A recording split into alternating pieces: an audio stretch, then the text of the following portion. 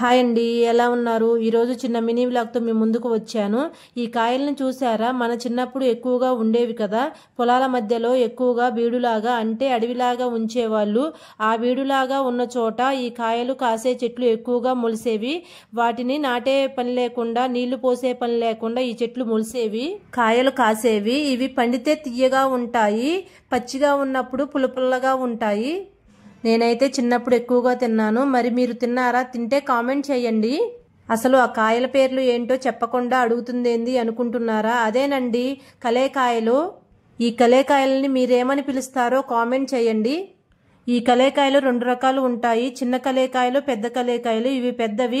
ఒకప్పుడు ఫ్రీగా ఎక్కువగా దొరికినవి, ఇప్పుడు డబ్బులు పెట్టి మరీ కొనుక్కుంటున్నాం.